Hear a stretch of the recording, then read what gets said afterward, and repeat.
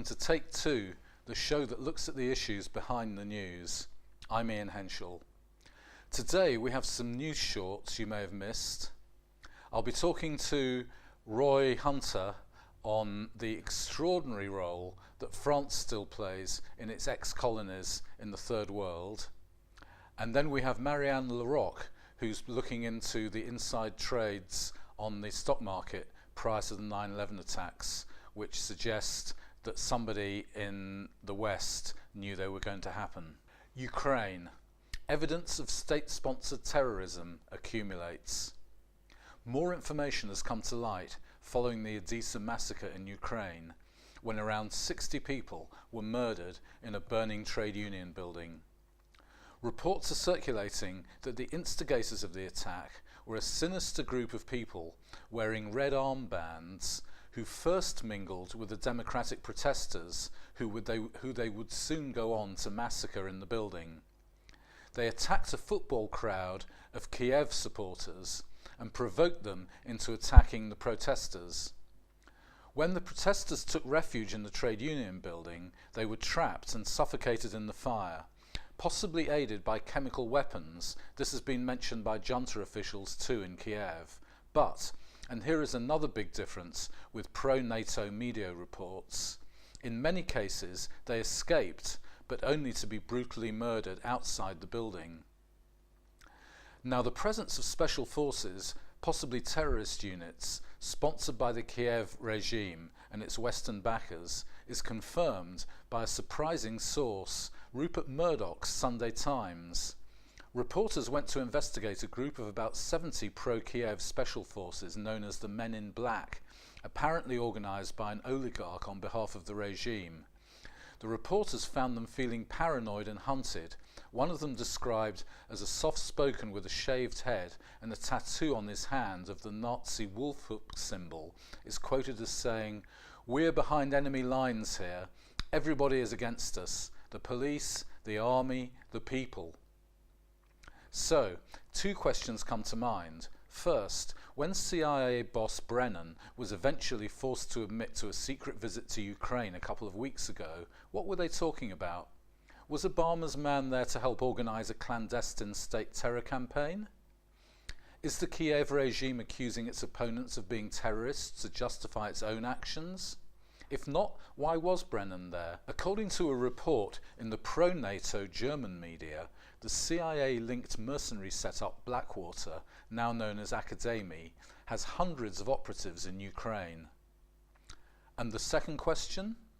Given that the Ukrainian army and police have all but refused to carry out orders to repress the East, how much longer can the Kiev regime hold on to power without a massive increase in Western support? And if that happens, how will Europeans feel about yet another NATO-sponsored war on their borders, hardly 10 years since the bloody destruction of Yugoslavia? Vermont is the first US state to compel GM labelling. Vermonters take our food and how it is produced seriously, and we believe we have a right to know what's in the food we buy, said Governor Peter Shumlin. More than 60 countries have already restricted or labelled these goods, he added. That's the good news. But don't hold your breath. The powerful GM industry is likely to raise lawsuits to stymie the move, which is not due to take place until 2016. Analysts are saying the real action, as always, is likely to take place in Washington, with federal legislative initiatives being floated. Obama stated clearly before he won the election that he would seek to force GM labelling, but another pledge was to limit White House access for lobbyists. So with the administration stuffed with GM advocate Monsanto and other lobbyists, the GM pledge is looking like yet another broken Obama promise. Meanwhile, the evidence continues to accumulate that GM soy could be bad for you.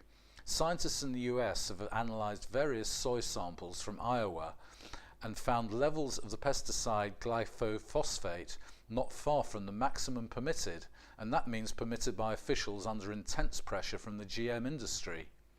Other scientists in Germany have found that glyphosates kill benign bacteria in the guts of cattle, while nasties like salmonella survive. UK politicians seek oversight of intelligence agencies. Now this is initially a good news item. Pressure is mounting on the snoopers. Ordinary people suspect Westminster politics is just a stitch-up, and when it comes to oversight of the UK intelligence services, they would certainly be right up to now. The UK Parliament's Intelligence and Security Committee is uniquely appointed by Downing Street and the powers that be, rather than MPs themselves. But now the Home Affairs Select Committee is on a collision course with the intelligence octopus and its parliamentary stooges.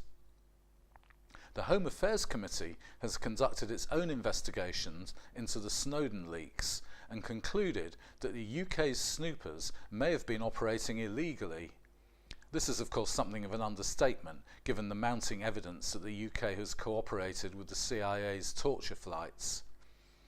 But the committees say all officials, including the MI5 boss, should be answerable to properly constituted parliamentary committees. Emma Carr of Big Brother Watch, the privacy campaign group, said, "When a senior committee of Parliament says that the current oversight of our intelligence agencies is not fit for purpose, ineffective and undermines the credibility of Parliament, the government cannot and must not continue to bury its head in the sand." There's another point here too. Politicians and mainstream media are admitting that this has all come about as a result of the Snowden leaks. So why is Edward Snowden having to live in exile with quite likely an official White House murder contract out on him? Contrary to what his enemies are trying to say, Snowden has gone to some lengths to avoid identifying the individuals put at risk by his leaks. But as one Intel expert observed recently, given the treatment Snowden has received, the next Snowden may as well just dump everything on the internet, identities and all.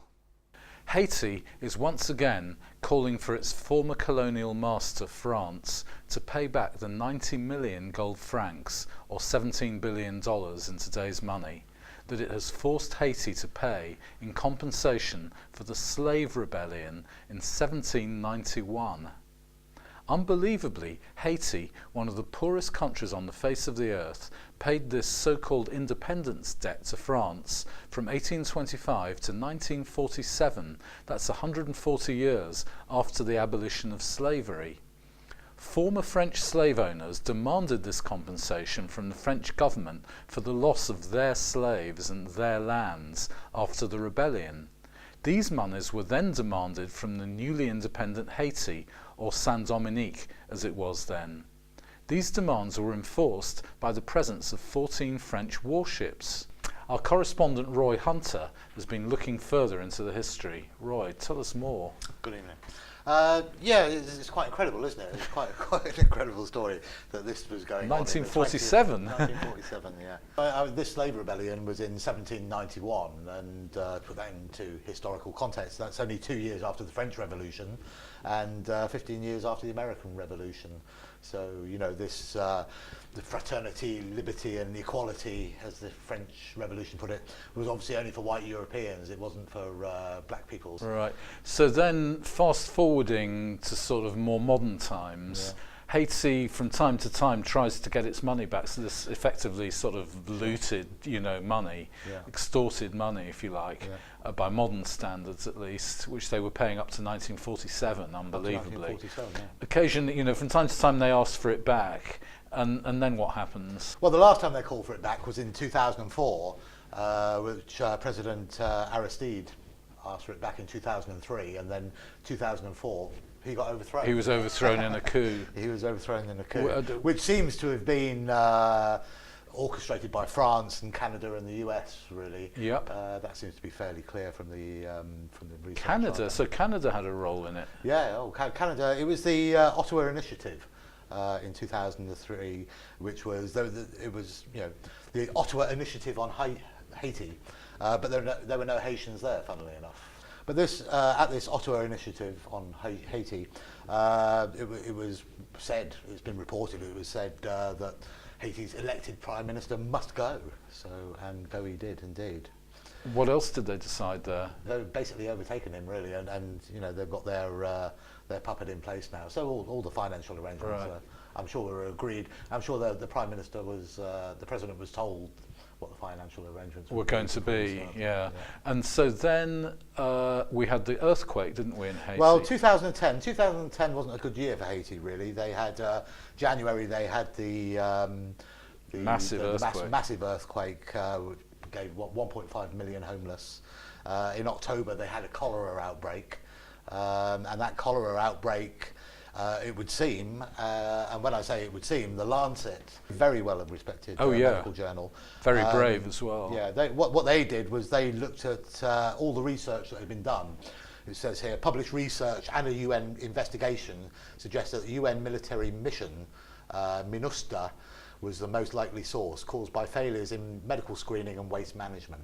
So basically, the UN management, the UN forces there were... they imported cholera. They imported cholera, and there hadn't been cholera in Haiti for 100 years. So the UN arrives, soldiers from possibly Pakistan or China or somewhere where cholera is endemic still, and then suddenly there's a huge outbreak of cholera in Haiti. So president's overthrown, democratically elected president's overthrown, then an earthquake, 1.5 million homeless, then a cholera outbreak, and 700,000 people were affected by that cholera, were infected by that. 700,000. Not, so not dead, but 700 ill. 700,000 ill, and 8,500 died. Crikey. Yeah.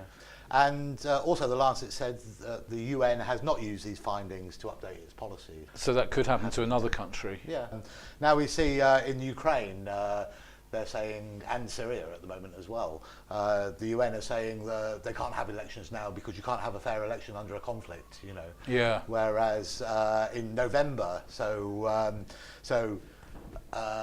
the democratically elected president was overthrown, earthquake with 1.5 million homeless, cholera, 700,000 infected, and then November they have an election. They have an election, no problems at all. No problems at all. And they reckon because of all the problems, only 23% of the electorate, you know, had their votes counted. Were able to vote.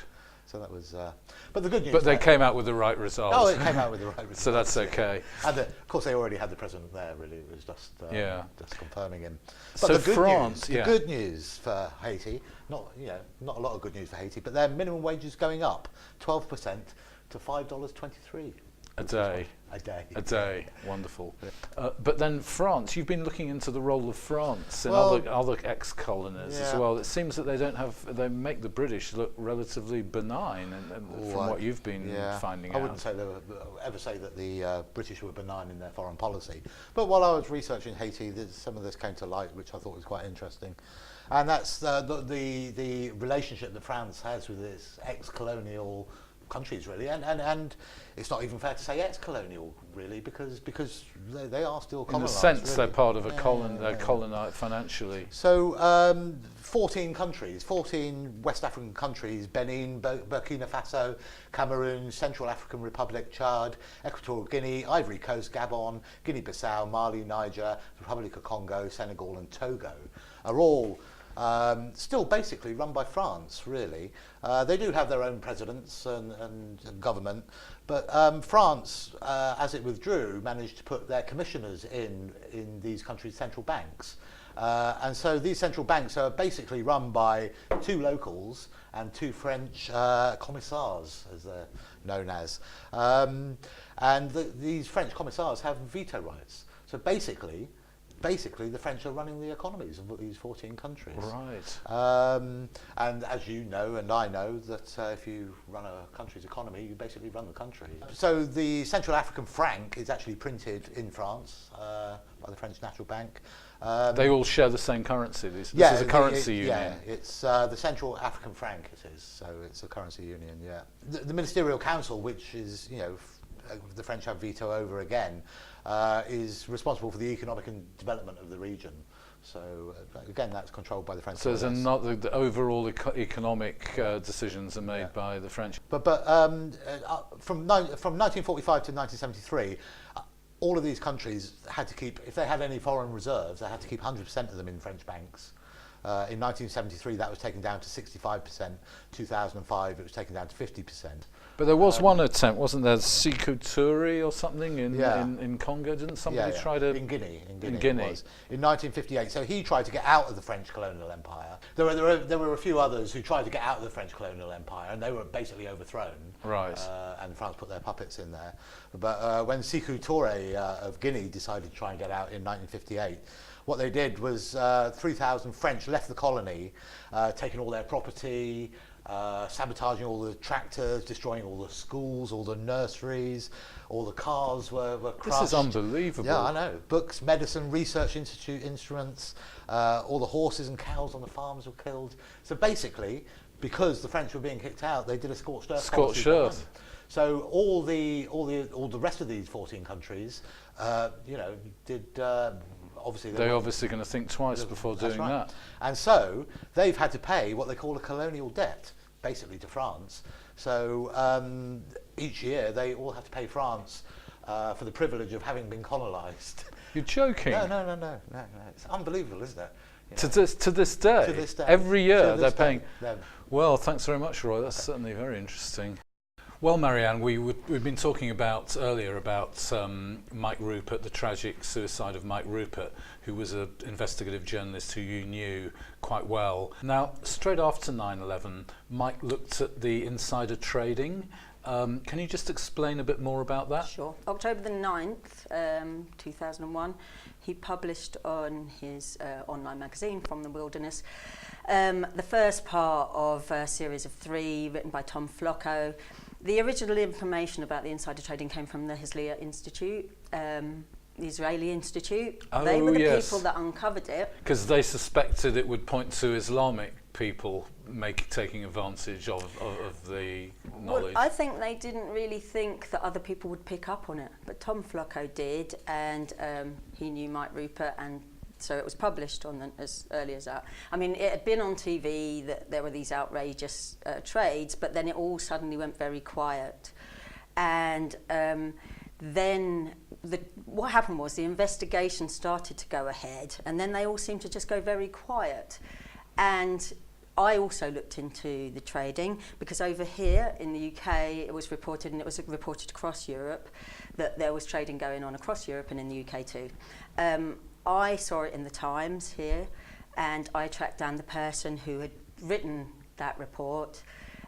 He was a financial analyst from the city, the top person to put out the information to all the companies across the city on the latest stock prices. So he had started writing back in August that there was some unusual trading going on. At that time, there wasn't really high amounts of things taking place. And then suddenly, there were all these really high amounts of trades for no particular reason. And even the people in those companies were saying they couldn't understand where this was coming from. And this is before 9/11. It had already been noticed before 9/11. People who were making trading, inside trading. Well, he had even headed his news report, his reports to the city, nervous breakdown and so on, because he knew something was wrong. And then, and they were all printed in the Financial Times. He gave me all the graphs and so on. And he said, I've been doing this job since the 70s. I have never seen trading on this scale, in this way. And it was pointing to something that, somebody had foreknowledge of something that was going to happen that none of the rest of us knew about. Wow. But certainly all the people across the city studying stocks saw it, and all the people I've spoken to said, we all saw it, it was just we couldn't work out what it was about. And then he said on the day he knew absolutely, and he actually wrote his piece and headlined it Conspiracy, because he said whoever knew, whoever did it, whoever had that information, they are part of the conspiracy. And I think, originally they thought they would find terrorist trading, and they all called it terrorist trading. Yeah, they thought it was going to turn out to be Bin Laden making some money on the side, didn't they? He thought the same too, and he later looked back and thought, no, it couldn't have been them. And the thing is, I made freedom of information requests, as did another editor of a financial publication in the States. Everybody just gets fobbed off. They come up with the same excuses. It's going to cost too much money. They told me that it was stored on tapes they couldn't access anymore. Now, do you really think that they would store that information in a place that they could no longer get at. When there were ongoing investigations by the regulators here anyway, and by the SEC in America, they would have had to have those documents for them, for the investigation. Yeah. They told the person from the States that looked into it that they had wrote him back a one line saying the documents that we would be able to supply have been destroyed. Oh, lovely. Destroyed. They actually told him they'd been destroyed in their response. You do get these little mole type people, you know, who give away a bit too much sometimes. They gave me some documents. They Yeah. gave me some. And in the document, it is a letter between various people in the financial services saying Howard is going to give information to the Parliamentary Select Committee on this subject. And the line we are going to take is. Now, I thought that was an unusual way of wording it, because if you have a report that says nothing untoward went on, you'd just present that report. You don't need to take a line. You wouldn't take a line, would you? You'd just say, "This, we found nothing untoward." And of course, now we know, 10 years later it came out, Richard Clarke, anti-terror coordinator in the White House at the time, is now saying that he has no doubt that the CIA knew about some of the alleged 9/11 hijackers and were protecting them from arrest. They took a decision, and that's his word, decision, very well chosen word, to protect those hijackers. So it's absolutely possible that while they were busy protecting the hijackers from arrest, one of their friends or they were actually going out making some inside trades. I think we know what they did. I certainly started to deduce it. Mike Rupert did a lot of work on it. Tom Flocco did a lot of work on it. I actually did my own research on it, and all the companies that were making those trades were CIA and Mossad front companies. Were they? Yep.